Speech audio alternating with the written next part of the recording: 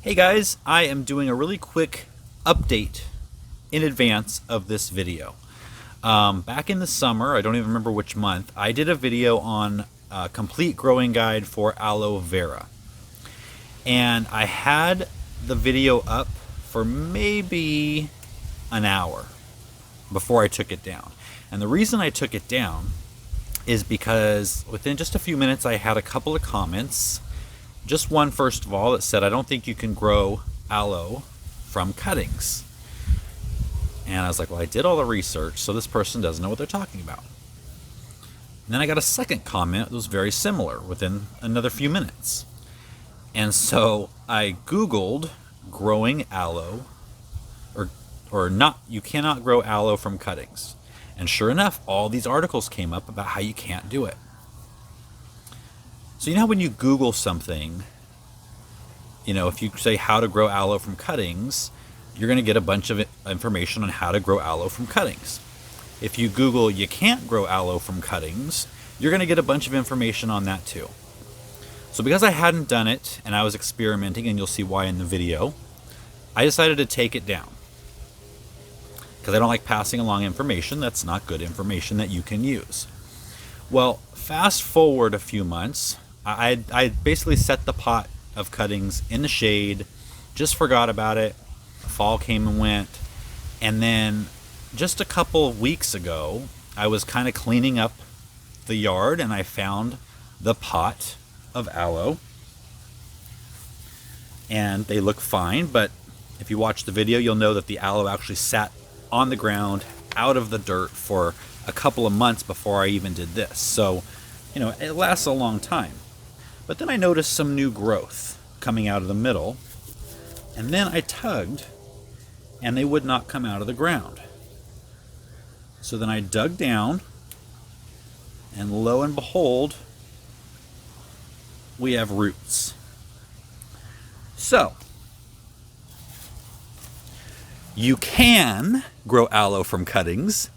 And if you stick around, we're going to flash back to the summertime when the garden looked a lot better than it does now.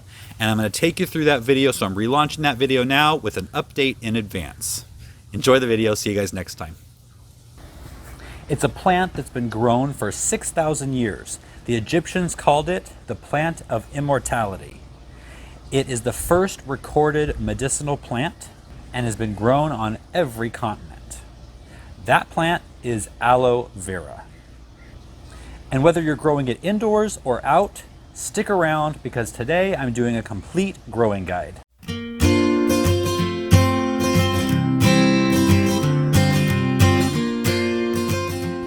Depending on where you live, you're probably getting ready for winter, maybe putting the garden to bed. And in fact, next week I'm going to be doing a video that will be all about preparing your garden for winter, specifically the soil.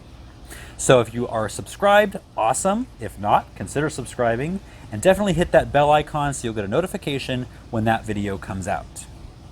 A lot of times in winter, the only gardening you can do is indoors. And sometimes the only green you can see would be indoors.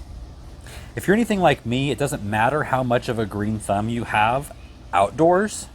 It just doesn't seem to translate indoors. In fact, I've killed pretty much every indoor plant I've ever had. However, I think aloe might be a cure for that problem. Case in point, at the end of June, I removed a huge aloe plant from this spot right here to make way for my papayas. The plant started as a rooted cutting from a garage sale, but after 6 years in the ground, it had become a monster. There were weeds growing through it that I couldn't pull because of the spikes, and it was actually in enough sun to grow to this huge size, but had too much sun to look good because it constantly had sunburn. So it was time to take it out. Plus, who needs that much aloe? But I did want to keep some aloe.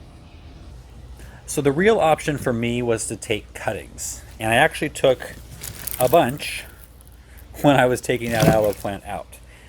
And that aloe plant, the trunk on it was so big I had to actually use an axe.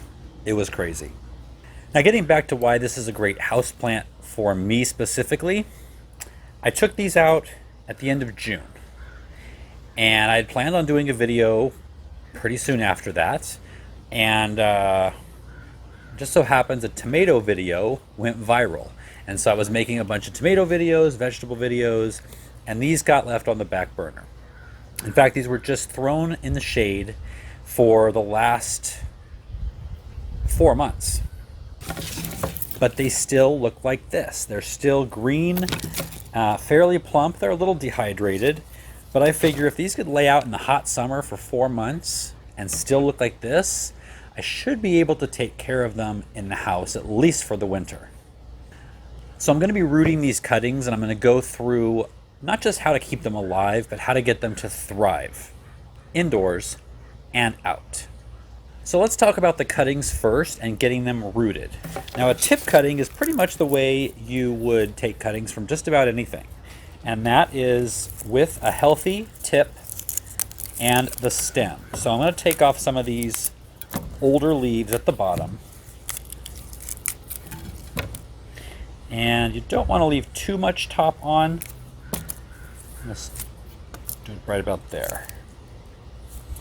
And then I'm going to take a sharp knife and I'm going to cut off the curvy part of the stem. So we've got about 1 inch or 2 of stem here. I'm going to dip the cutting end in rooting hormone.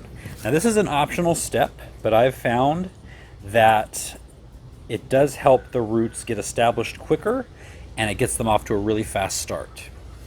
Okay, so I've got 6 cuttings, 6 tip cuttings dipped in rooting hormone, and now we're going to be putting them in a pot.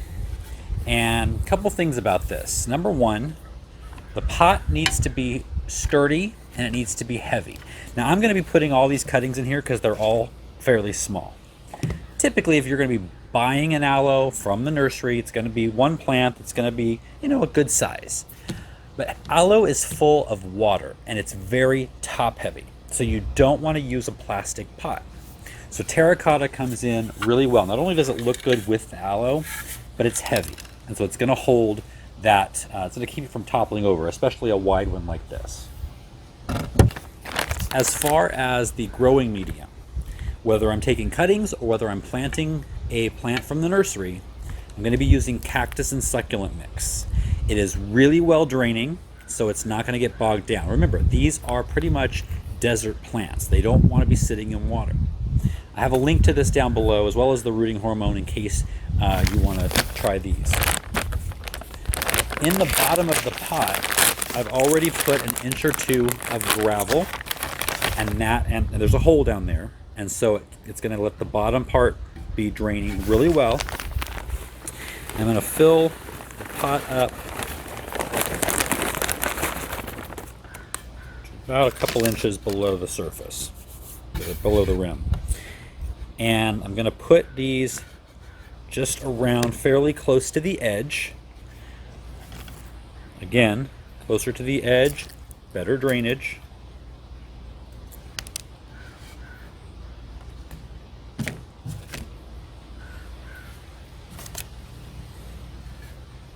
All right, so that's what it looks like. When these start rooting, I'm going to be transplanting them. They're not all going to stay in here. I'm going to have the same mess I did over in the ground, just in a pot. Now you want to water them in really well, and you want to keep the soil moist, not wet, not damp, just slightly moist at all times during the rooting process. Now once they have roots and I transplant them, or if you're already working from an established plant and you're planting it in a pot, they really only need to be watered maybe every 2 weeks, maybe every 4 weeks, depending on the temperature, depending on your climate. But you really want to give the plants a chance to completely dry out before you water them again.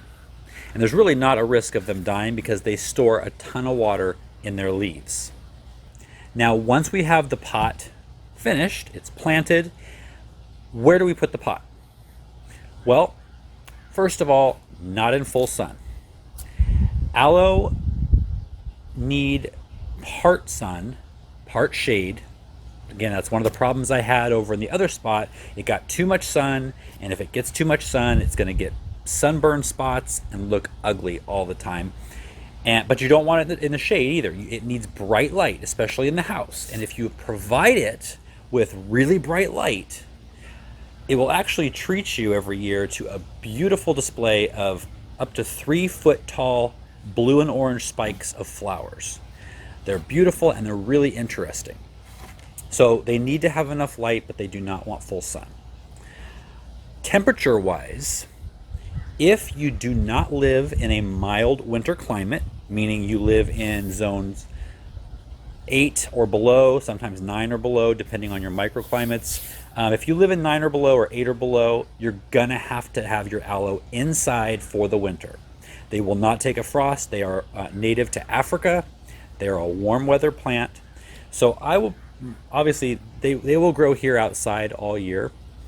Because they're cuttings, I'm probably gonna put them inside for the first winter. But again, if you have cold winters, they need to go inside, but they can spend all summer outside, no matter what climate you live in. And that's going to make it a lot easier for you to provide them with the light they need to get those incredible bloom spikes. So how do you harvest and use aloe vera? I'm going to try to show you, but these leaves are a bit dehydrated and on the small side, so they're a little more difficult to use.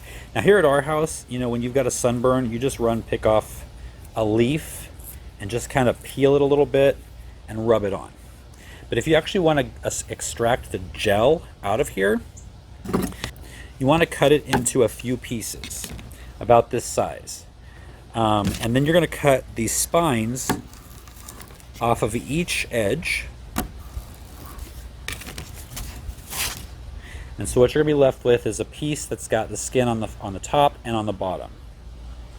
And then you're just going to slowly peel.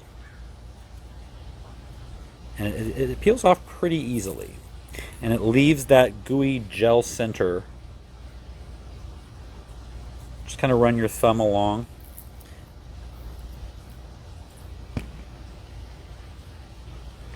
Okay, that side is done.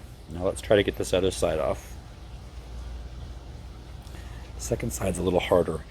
These would be easier if they were fatter leaves. So I'm gonna just fillet them with this knife, at least to get them started.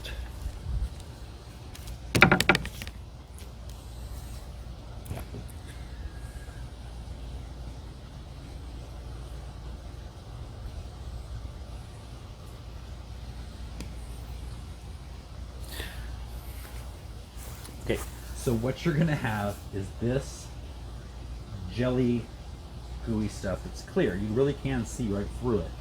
And you can either put this in a blender with just a tiny bit of water just to liquefy it and then store it in the fridge. And it feels really good if you've got a burn, a sunburn. So it's been a useful plant for the past 6,000 years, and it will continue to be a useful plant.